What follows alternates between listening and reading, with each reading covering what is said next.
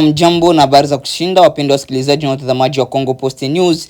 Tunawakaribisha tena katika taarifa yetu ya habari za muda huu kutoka mashariki mwa Jamhuri ya Kidemokrasia ya Kongo, ambapo tutakujuza nini kinachoendelea huko mashariki mwa DRC, hususan habari za vita zinazoendelea kati ya makundi ya waasi wakipambana jeshi la serikali ya Jamhuri ya Kidemokrasia ya Kongo FARDC inayoungwa mkono na wanamgambo wa kujitolea wanaojulikana kama Wazalendo. Vile katika taarifa yetu ya habari utapata kujua nini kinachoendelea pembe zote za dunia. Basi tunaomba kuungana nasi mpaka mwisho ili upate kujua nini kinachoendelea mashariki mwa DRC, vile pembe zote za dunia. Karibu. Tuendelee na habari kutoka mashariki mwa Jamhuri ya Kidemokrasia ya Kongo, ambako hali ya usalama inaendelea kuwa ya wasiwasi katika maeneo ya nyanda za juu za Kale mkoani Kivu Kusini baada ya mlipuko mkubwa wa bomu ulioripotiwa kutokea katika kituo cha Lumbishi ndani ya groupement ya Zilaro. Kwa mujibu wa taarifa kutoka kwa vyanzo vya ndani, angalau watu 5 walifariki dunia huku wengine wakijeruhiwa na mali mbalimbali kuharibika. Hata hivyo, idadi bado ni ya awali na huenda ikaongezeka kutokana na hali ya usalama pamoja na ugumu wa kufikia maeneo yaliyoathirika.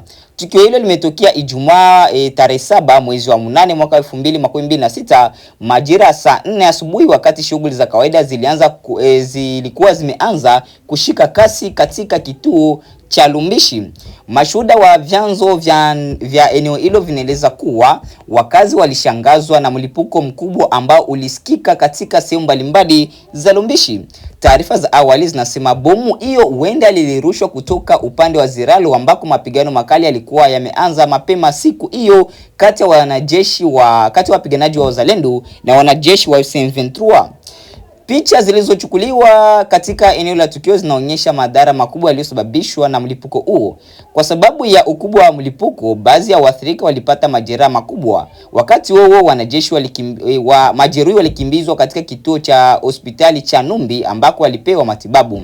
Tukio hili haliwezi kutenganishwa na mapigano yaliyokuwa yameendelea katika eneo la Ziralo. Kwa mujibu wa taarifa za wenyeji, mapigano yaliripotiwa katika vijiji kadhaa ikiwemo Katale, Chabikera na Mpanama. Mapigano hayo yalihusisha wapiganaji wa Wazalendo upande mmoja na wapiganaji wa M23 upande mwingine. Hali hii inaonyesha kwamba mapigano hayakuwa katika eneo moja pekee, bali yalikuwa yameenea katika maeneo mbalimbali ya groupement ya Ziralo. Na wakati mapigano yakiendelea, raia walikuwa katika maeneo hayo walikabiliwa na hatari ya kukumbwa na mashambulizi au silaha zilizotumiwa katika mapigano. Jambo kubwa linalotia wasiwasi katika eneo la tukio katika tukio hili ni kwamba mlipuko umetokea katika eneo la makazi na shughuli za raia badala ya eneo lililo wazi na mapigano. Lumbishi ni kituo ambacho watu hukutana kwa shughuli mbalimbali za kijamii na biashara. Hivyo matumizi ya silaha nzito katika mazingira kama haya yanaweza kuwa na madhara makubwa kwa raia ambao hawahusiki moja kwa moja na mapigano. Tukio hili linaonyesha hatari inayowakabili wananchi katika maeneo mbalimbali wa eneo la mstari mbele wa mapigano huko karibu na vituo vya watu. Raia wanaweza kuamka asubuhi na kuendelea na shughuli zao za kawaida, lakini ndani ya muda mfupi wakajikuta wanakumbwa na mapigano au mlipuko.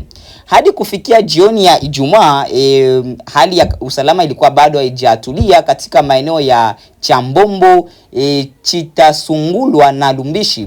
Kutokana na hofu ya kuendelea kwa mapigano, baadhi ya wakazi walianza kuondoka katika maeneo yao wakielekea sehemu wanazoziona kuwa salama zaidi. Hii ni ishara nyingine muhimu ya athari za mapigano kwa raia, kwa sababu kila mapigano yanapoendelea sio tu kwamba watu wanapoteza maisha au kujeruhiwa, bali pia shughuli za kiuchumi na kijamii huvurugika. Taarifa zinaeleza kuwa makumi ya wafanyabiashara waliokuwa wamefika katika eneo hilo mapema asubuhi kwa ajili ya kufanya manunuzi ya kujipatia bidhaa walilazimika kurudi walikotoka kwa sababu ya kukwepa madhara ambayo yanaweza kutokea kutokana na mapigano hayo au na mashambulizi hayo ambayo yamekuwa yakitokea.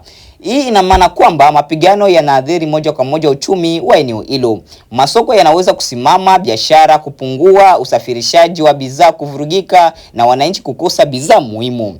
Kwa maeneo ya vijijini ambako biashara za kila siku ndiyo tegemeo kubwa kwa familia nyingi, hali kama hii inaweza kuongeza zaidi ugumu wa maisha. Tukio la Lumbishi pia linaibua maswali makubwa au swali kubwa kuhusu usalama wa raia katika maeneo ya Kale, katika eneo la Kale ambao kunaendelea mapigano. Wakati mapigano yanapokaribia vituo vya watu, kuna hatari ya raia kukumbwa na mashambulizi bila kutarajia. Zaidi ya hayo, kama silaha nzito zinatumika katika maeneo yenye watu wengi, madhara yanaweza kuwa makubwa zaidi kuliko yale yanayolengwa na wapiganaji. Ndio maana hali ya Lumbishi inahitaji uangalizi mkubwa, hasa kutokana na taarifa za wakazi kuanza kuhama. Kwa sasa taarifa zinazopatikana zinaonyesha kuwa angalau watu 5 walipoteza maisha, wengine kujeruhiwa na mali kuharibiwa kutokana na mlipuko wa bomu uliotokea huko Lumbishi. Lakini nyuma ya takwimu hizi kuna familia zilizopoteza wapendwa wao, watu waliojeruhiwa, wafanyabiashara waliokatizwa shughuli zao na wananchi ambao sasa wanalazimika kutafuta maeneo salama. Mapigano yanayoendelea katika eneo la Ziralo, Katale, Chabike, Mpanama, Chambombo, Chitasungulwa na Lumbishi yanaendelea kuongeza hofu miongoni mwa wakazi. Hivyo wakati hali ya usalama ikiendelea kufuatiliwa, jambo la msingi kwa sasa ni kuhakikisha raia wanapata ulinzi, majeruhi wanapata matibabu na watu wanaokimbia mapigano wanapata mahitaji muhimu katika maeneo walioyakimbilia. Kwa sababu katika vita yoyote ile, raia ndio wanaobeba mzigo mkubwa zaidi wa madhara ya mapigano. Tuendelee na habari kutoka mashariki mwa Jamhuri ya Kidemokrasia ya Kongo, ambako harakati ya M23 imethibitisha kupokea watu 15 waliokuwa wamezuiliwa na mamlaka za Kinshasa na ambao wamehamishwa kutoka kuelekea Goma kupitia Uganda. Taarifa hii inaibua tena swala la kubadilishana wafungwa na watu wanaozuiliwa katika muktadha wa vita vinavyoendelea huko mashariki mwa Jamhuri ya Kidemokrasia ya Kongo, hasa wakati juhudi za kidiplomasia za kutafuta suluhu la mzozo huo zikiendelea. Kwa mujibu wa taarifa iliyotolewa na M23, watu 15 wamewasili upande unaodhibitiwa na harakati hiyo ya M23, huku watu 9 kati yao wakidaiwa kuwa walikuwa kwenye orodha ya majina ya watu ambao M23 ilikuwa imeomba kuachiliwa. Taarifa hiyo inaonyesha kwamba uhamisho kati ya wafungwa wao au kufanyika moja kwa moja kutoka Kinshasa kwenda Goma, bali walipitia Uganda kabla ya kufikishwa upande unaodhibitiwa na M23. Hatua hii ni muhimu kwa sababu inaonyesha kwamba swala la watu waliokamatwa katika muktadha wa vita vinavyoendelea kushughulikiwa kupitia njia za mawasiliano na taratibu za kidiplomasia zinazohusisha pande mbalimbali. Kwa upande wa M23, kupokea watu hawa kunaweza kuonekana kama utekelezaji wa sehemu ya makubaliano au taratibu uliowekwa katika mazungumzo yanayolenga kupunguza mvutano kati ya pande zinazopigana. Kati ya watu 15 waliowasili, M23 nasema watu 9 walikuwa kwenye orodha ya watu waliokuwa wakiombwa na harakati hiyo. Hii ina maana kwamba kwa mujibu wa M23, uhamisho huo au kukua tukio la kawaida la kuachiliwa kwa wafungwa pekee, bali ilihusisha baadhi ya watu ambao walikuwa wametajwa masusi katika mchakato wa majadiliano. Hata hivyo, ni muhimu kutenganisha taarifa hii na madai mengine ambayo yanaweza kutolewa na pande tofauti. Kwa sasa taarifa iliyopo inathibitisha kwamba M23 imesema imepokea watu hao, lakini haielezi kwa kina baadhi ya kisheria ya kila mmoja, kwa sababu zilizofanya washikiliwe Kinshasa wala masharti yoyote iliyohusishwa na uhamisho wao. Tukio hili linaweza kuwa na umuhimu mkubwa wa kisiasa katika mgogoro wa silaha. Hatua za kuachilia au kuhamisha wafungwa mara nyingi hutumiwa kama njia ya kujenga imani kati ya pande zinazopigana. Katika pande zinazokubaliana kuhusu watu wanaozuiliwa zinaweza kuanza kuelekeza hatua ndogo ndogo zinazoweza kusaidia kupunguza mvutano. Kwa hiyo kupokelewa kwa watu 15 kunaweza kuonekana kama ishara kwamba njia za mawasiliano kati ya Kinshasa na upande wa M23 bado zinaendelea licha ya kuwepo kwa tofauti kubwa za kisiasa na kijeshi. Hata hivyo, hatua hii peke yake haiwezi kuchukuliwa kuwa ishara ya mwisho wa vita. Uhamisho wa watu hawa unaweza kusaidia kujenga mazingira ya kuaminiana ikiwa pande zote mbili zitaona kwamba makubaliano yanaheshimiwa. Lakini changamoto kubwa ni kwamba mzozo wa mashariki mwa Jamhuri ya Kidemokrasia ya Kongo una masuala mengi zaidi kuliko wafungwa hao. Kuna masuala ya usalama, udhibiti wa maeneo, uwepo wa makundi yenye silaha, uhusiano wa Kongo na Rwanda, mustakabali wa maeneo yaliyodhibitiwa na M23, pamoja na masuala ya kisiasa na kibinadamu. Kwa hiyo hata kama watu 15 wamehamishwa, bado masuala makubwa ya msingi yanahitaji majadiliano. Kwa upande wa kibinadamu, hatua hii inaweza kuwa muhimu sana kwa familia za watu waliokuwa wakizuiliwa. Familia nyingi katika mgogoro ya silaha ukaa muda mrefu bila taarifa kamili kuhusu ndugu zao. Kama uhamisho huu unafanyika chini ya utaratibu rasmi wa pande zinazohusika, unaweza kusaidia kuongeza uwazi kuhusu watu wanaozuiliwa na hatimaye kuwawezesha kuachiliwa kwa wengine. Lakini ni muhimu pia kuhakikisha kwamba watu wanaohamishwa wanapatiwa usalama na wanahudumiwa kwa mujibu wa sheria za kibinadamu. Ukweli ni kwamba watu hawa walipitia Uganda pia una muhimu kisiasa na kidiplomasia. Uganda imekuwa moja ya nchi zinazohusika katika masuala ya usalama na diplomasia ya eneo la Maziwa Makuu. Kwa hiyo kutumia njia ya Uganda katika uhamisho huu kunaonyesha kwamba nchi jirani zinaweza kuwa na nafasi katika kuwezesha mawasiliano au utekelezaji wa makubaliano kati ya pande zinazopigana. Lakini pia hatua kama hii inahitaji uwazi ili kuepusha tafsiri tofauti kuhusu nani alihusika kwa mamlaka gani na chini ya utaratibu gani.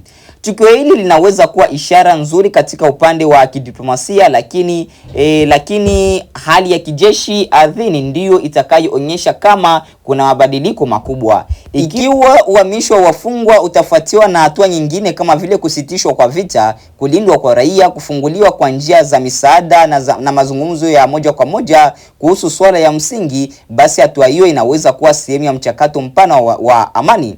Lakini ikiwa mapigano yataendelea kwa nguvu, basi tukio la wafungwa 15 linaweza kubaki kuwa hatua ndogo ndani ya mzozo mkubwa. Kwa kifupi, M23 imethibitisha kuwasili kwa watu 15 waliokuwa wameshikiliwa ambao wamekuwa wakishikiliwa huko Kinshasa na wamekuja Goma kupitia Uganda, na kwa mujibu wa taarifa yake watu 9 au walikuwa kwenye orodha ya majina yaliyokuwa yakidaiwa na harakati hiyo ya M23. Tukio hili ni muhimu kwa sababu inahusu swala la wafungwa, lakini pia linaweza kuwa sehemu ya juhudi za kujenga uaminifu kati ya pande zinazopingana. Swali kubwa linalobaki ni iwapo hatua hii itafuatiwa na hatua nyingine za kujenga amani au itabaki kuwa tukio la pekee. Kwa sasa macho yanaelekezwa kwenye hatua zitakazofuata kutoka Kinshasa, AFC M23 na wawezeshaji wa mchakato wa mazungumzo, kwa sababu ya hatima mchakato huu haitategemea tu kuwasilishwa kwa wafungwa, bali pia uwezo wa pande zote kutekeleza makubaliano na kupunguza mateso ya raia katika eneo la mashariki mwa Jamhuri ya Kidemokrasia ya Kongo. Baada ya kusikiliza matangazo yetu kutoka sehemu mbalimbali nchini Jamhuri ya Kidemokrasia ya Kongo, uko katika eneo la mashariki mwa DRC, basi mpendwa msikilizaji na mtazamaji, acha ni kuingia moja kwa moja na habari za kimataifa ili upate kujua nini kinachoendelea pembe zote za dunia. Karibu. Hebu na leo kwa mara nyingine tuimulike hali ya kisiasa nchini Tanzania na miito inayoongezeka kutoka kila upande ya kuanzishwa kile kinachoitwa mchakato wa maridhiano ya kitaifa. Fikra hii ya maridhiano ya kitaifa ilijitokeza kusema kweli kiasi miaka 2 au 3 iliyopita, ikilenga kufanya kile wanasiasa wa nchi hiyo wanakitaja kuwa ni kuponya majeraha yaliyotokana na kuporomoka kwa ustaarabu wa kidemokrasia ulioshuhudiwa hasa wakati wa miaka 5 ya kwanza ya utawala wa aliyekuwa rais wa taifa hilo hayati John Magufuli. Hatua za mwanzo kabisa zilihusu kujaribu kumaliza misuguano kati ya serikali na upinzani kwa kufungua milango ya kujiongeleana. Rais Samia Suluhu Hassan ambaye alichukua hatamu za uongozi mwezi Machi mwaka 2021 kufuatia kifo cha Magufuli, alikutana mwanzoni mwa mwaka 2022 mjini Brussels na mwanasiasa wa upinzani Tundu Lissu na kisha kuahidi mabadiliko makubwa na hata kuwataka wanasiasa wote walioikimbia Tanzania ikiwemo Lissu warejee nyumbani. Shughuli za kisiasa zilizofungwa zikaruhusiwa kuanza tena. Kesi kadhaa zilizowakabili wapinzani ikiwemo ile ya ugaidi dhidi ya mwenyekiti wa chama kikuu cha upinzani cha Demokrasia na Maendeleo Chadema wakati huo Freeman Mbowe zikafutwa na pakajitokeza hisia za utulivu. Hata hivyo haikuchukua muda, mambo yakaanza tena kubadilika, hasa kuelekea uchaguzi mkuu wa mwaka 2025. Chadema ikamchagua Tundu Lissu kwa mwenyekiti na mara moja akaanza mikutano ya nchi nzima kudai mabadiliko ya katiba na mageuzi ya sheria za uchaguzi. Sheria karibu 3 za masuala ya uchaguzi zilibadilishwa au kufanyiwa marekebisho, lakini upinzani ukasema haukuridhika na kuhimiza wananchi kususia uchaguzi wa Oktoba 2025. Yaliyotokea kila mtu duniani pengine aliyasikia. Tundu Lissu alikamatwa mwanzoni mwa mwaka 2025 na kufunguliwa mashtaka ya uhaini. Hadi leo bado kesi yake inaendelea. Uchaguzi uliofanyika mwaka 2025 ndio ulileta zahma kubwa zaidi. Maandamano ya umma yalitokea, mamia ya watu walipoteza maisha, na tangu wakati huo hadi leo kuna hisia kuwa Tanzania, hasa upande wa bara, kipo kidonda kikubwa mguuni kinachohitaji kupona. Na hapo ndio wito wa kutafuta maridhiano umekolea moto. Lakini hadi sasa kuna vizingiti na maswali kadhaa yanayoulizwa, ikiwemo haja hii ya maridhiano ni ya taifa zima au imehodhiwa na wanasiasa pekee? Wananchi wenyewe wa Tanzania wanafikira gani wanaposikia juu ya swala hili la maridhiano? Na maridhiano yanaweza kufanyika kweli bila kuzingatia maslahi ya vyama vikubwa vya kisiasa?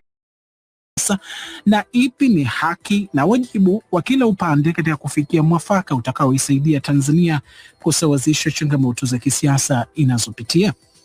Hayo na mengine ndio tutayajadili hivi leo kwenye kipindi hiki cha Maoni Mbele ya Meza Duara, na mezani nimewaalika kutoka Dodoma, Tanzania, mzee Philip Mangula ambaye ni mwanasiasa mkongwe wa nchi hiyo aliyepata kushikilia nafasi za juu za chama tawala nchini humo CCM, ikiwemo wadhifa wa katibu mkuu na makamu mwenyekiti wa chama hicho. Kutoka visiwani Zanzibar nimemkaribisha mzee Juma Duni Haji, naye pia ni mwanasiasa mkongwe aliyeshiriki siasa za upinzani kwa miaka mingi na kushika wadhifa wa mwenyekiti wa chama cha upinzani cha ACT Wazalendo. Kutoka Dar es Salaam, Tanzania, tunajiunga pia na Amani Golugwa. Yeye ni naibu katibu mkuu wa chama cha demokrasia na maendeleo Chadema upande wa Tanzania bara. Kwenye mji wa utalii wa Tanzania kaskazini mwa taifa hilo wa Arusha, tumebahatika kumpata Odero Charles Odero ambaye anaongoza asasi mpya ya kiraia iliyoundwa hivi karibuni iliyopewa jina la Kamati ya Kusukuma Maridhiano ya Kitaifa. Karibuni nyote waungwana kwenye kipindi cha Maoni. Asante sana. Mwenyekiti hapa Bon, ni mimi Rashid Chilumba. Nawaomba nyote mniruhusu nianze na mzee Philip Mangula hapo Dodoma. Mzee Mangula, nimesema kwenye utangulizi, umekuwa kiongozi wa juu sana wa chama tawala CCM na umebakia kuwa miongoni mwa wale wakongwe wa chama hicho hivi sasa. Na swala hili la maridhiano ambalo nimelieleza kwa urefu kwenye utangulizi linazungumzwa sana hivi sasa na viongozi ikiwemo wa chama chako cha Mapinduzi. Ninyi linapotajwa swala hili la maridhiano ndani ya CCM, fikra hii inatafsiriwa vipi, mzee Mangula? Kwetu sisi si jambo geni maridhiano. Maridhiano ni jinsi vyama vya siasa vyote vina sera zake, vina malengo yake na kadhalika. Sasa katika ushindani, chama kimoja hushinda, na pengine kama kishinda kimoja basi naunda serikali. Nasema si mara ya kwanza, kwa sababu kulikuwa na aina hiyo. Ilikuwa maridhiano kati ya vyama viwili mwaka 2001. Yalitokana na kutokuelewana kati ya CCM na CUF. Hasa chama cha CUF hakikubali matokeo ya uchaguzi ule. Matokeo yenyewe yalikuwa tarehe 26 na 27 Januari 2001. Hayo matokeo yalisababisha vifo na watu kukimbia, kupata wakimbizi huko. Sasa hali ikawa mbaya. Kwa hiyo ikawa tufanyeje sasa? Tukakutana sasa makatibu wakuu, mimi upande wa CCM na Maalim Seif Sharif Hamad ambaye sasa ni marehemu upande wa CUF. Na hatukuwa peke yetu, kila kiongozi wa chama alikuja na wasaidizi wake au wajumbe wake. Hata huyo Juma Duni alikuwa mmoja katika upande wa CUF. Na nataka nikusomee sehemu moja ya kilichokiamua. Tulisema ili kufanikisha azma ya kuwa na mashauriano ya kudumu baina ya viongozi wa vyama vya siasa, vyama vya CCM na CUF vimekubaliana kuwa ipo haja ya kuwa na kamati ya pamoja ya mashauriano ya vyama vya siasa hapa nchini, na itakayojumuisha viongozi wa kitaifa wa vyama vyote vya siasa vilivyopo nchini katika mfumo ambao utaamuliwa na vyama husika baadaye. Mwisho wa nukuu. Sasa hiyo tuliona haja ya kuwa na mashauriano. Jambo lolote linapotokea, linapoathiri jamii, lazima viongozi wakuu waongoze kufikia maelewano.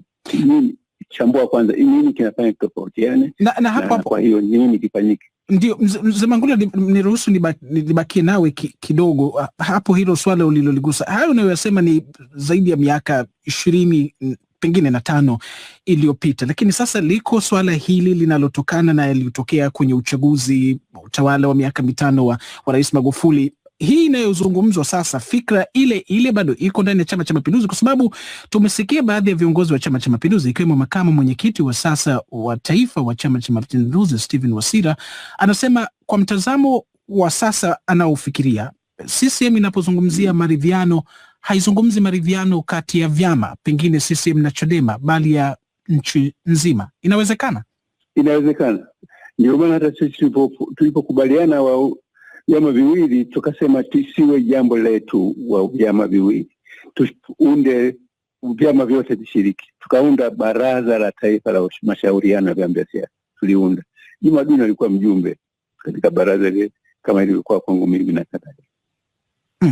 Asante. Bwana Amani Golugwa, kama umemsikia mzee Mangula hapo anasema kwa fikra yake inawezekana, na nyinyi pia mnatazama hivyo ndani ya Chama cha Demokrasia na Maendeleo Chadema, na hii fikra ya maridhiano ninyi mnaitafsiri vipi ndani ya Chadema? Bwana Chilumba, kwanza ninashukuru sana, ninajisikia heshima kuwa kwenye meza ya duara na wazee ninaowaheshimu sana, mzee Mangula, mzee Duni Haji, tumefanya naye kazi Chadema wakati huo nikiwa katibu wa kanda ya Kaskazini. Kwa hivyo ninajisikia heshima sana kuwa kwenye meza ya duara pamoja nao. Naam, nafikiri kwamba jambo hili la maridhiano si jambo. Nani hapo ndipo tunapohitimisha matangazo yetu ya habari za muda huu kutoka mashariki mwa Jamhuri ya Kidemokrasia ya Kongo na vile pembe zote za dunia. Mpendwa wa msikilizaji na mtazamaji, basi tunakuomba kubaki nasi, usisahau kusubscribe, like, comment na kushare, na unaweza kutuandikia kwenye namba ambayo inaendelea kwenye video, kwenye picha, na ukatupatia maoni yako, aiza mapendekezo yako baada ya kusikiliza taarifa zetu za habari paka mwisho. Asante.